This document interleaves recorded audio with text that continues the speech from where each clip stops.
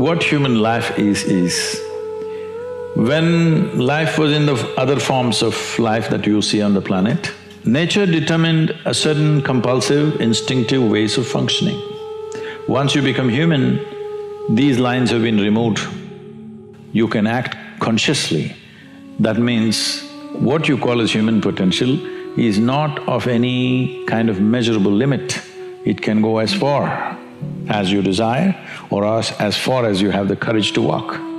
So when we say human potential, unleashing human potential, it is not about reaching the peak, it is a trajectory. Because what our life is a combination of a certain amount of time and energy. Time is rolling away for all of us at the same pace. If you sit, it rolls away, if you sleep, it rolls away, if you do something, it goes away, if you don't do anything, it goes away.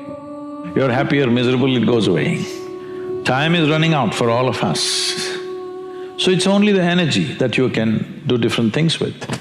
If you bring your energies to a certain level of intensity and possibility, what somebody does in 10 years, you may do it in 1 year. This means if you live here for 100 years, it feels like in people's impact that you have created, it feels like you lived here for 1,000 years. Simply because you have managed your life energies in a certain way. So for me, a human being impactful means, how conscious have you become? This is very important. Because if you're in compulsive cycles, then your energy gets wasted in so many things. 50% of the time is gone in maintenance, remaining 50%, what they have. If you look at every single move that they may make with their body, their thought process, their emotions, you will see a whole lot of it is happening in compulsive cycles. If you are little sensitive to life, you will realize you are the biggest issue in your life. But I would say for 90% of the human beings, their own body, the compulsions of the body, the compulsions of their thought, the compulsions of their emotions are ruling them most of the time. So when you yourself are a problem, well, you're on self-help. We need to come to a certain level of maturity within ourselves. The most fundamental thing is, our children need not look like us, need not think like us, need not act like us, need not be us in any way. A child is not a legacy, it's a life. Influence is not important. What is important is the intrinsic intelligence finding its full potential. Not knowing is not a notion, it's a fact. It's not a notion, you really do not know a damn thing about this existence. Everybody assume and believe because it's comfortable to simply believe something. The very word belief means this, that I have concretized assumptions of which I know nothing about. Either you know or you do not know. Where does the belief come from? When you pretend what you do not know as I know, that's belief. But you can't believe something all by yourself. So you need 100 people around you. That's why always believers are in groups, seekers are alone. It is the nature of human intelligence, it naturally seeks. But people want to seek with the comfort of belief. They want to be in the belief system and then seek. Fundamentally, if people understand that the source of human experience is within you, joy or misery, agony or ecstasy, pleasure or pain, everything comes from within you. If I understand the source of my joy and misery are within me, then you know what's the obvious choice? What happens in the world, there are many forces involved. What happens within me, it's 100% me, 100%, isn't it? If you don't take charge of this, then you're an accidental life. When you're an accidental life, anxiety is very natural. This is why consciousness means this, that you have taken charge of the instruments of life, which on most fundamental level is our physiological and psychological space. You've taken charge of this. Now your health, your happiness, your joy, your ecstasy, your misery, everything is in your hands. You exercise them as you want. See, people have divided the universe. This is important, this is not important. This person is important for me, this person is not important for me. This is important for me, that's not important for me.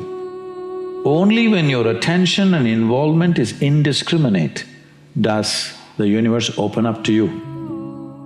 Right now, if you make yourself miserable, you must understand you're sending a message to every cell in the body that I don't want to live.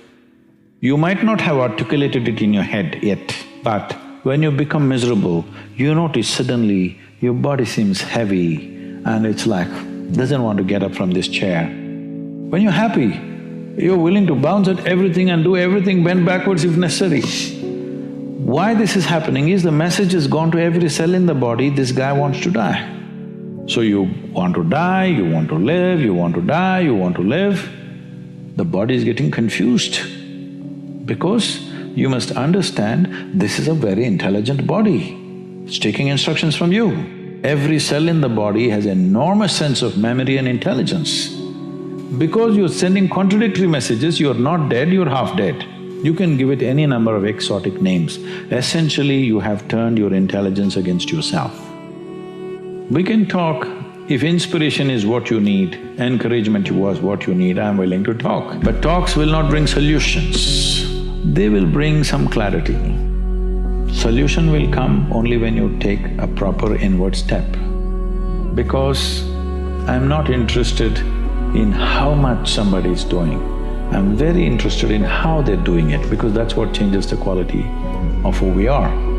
Because the content of our life will not change our life, it is the context of our life which changes our life.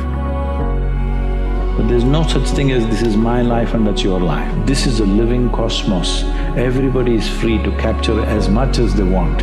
If you capture substantial amount of life, your very presence will become a significant life. Otherwise, you will become a mediocre life. This is the important thing. It's not the knowledge you gather in your head, it's not the muscle that you gather in your body, it's the life. How much of a life are you? This will make you significant in your very presence. If world gives us an opportunity, we'll do something impactful. Otherwise, we're just a significant presence. Beautiful does not mean just a beautiful view of the ocean or something else. Beautiful means human life here is pleasant within every human being. The question is not about what I wear, what I drive, where I live, but how I am within myself. Human experience is constant. Whichever generation you are, you can either be blissed out or misery. What we can do in the world is subject to many realities of the times, but how we can be within ourselves is always a possibility. So what is always a possibility must be manifested. Whether you will run faster than Mr. Bolt or not, whether you will climb Mount Everest or not, this is not the point. Those things are subject to individual tastes and individual likes and dislikes. But will your experience of life on this planet be pleasant or not? At least this one thing we must determine, that every human being's experience of life on this planet is pleasant. That much we must do and it's doable.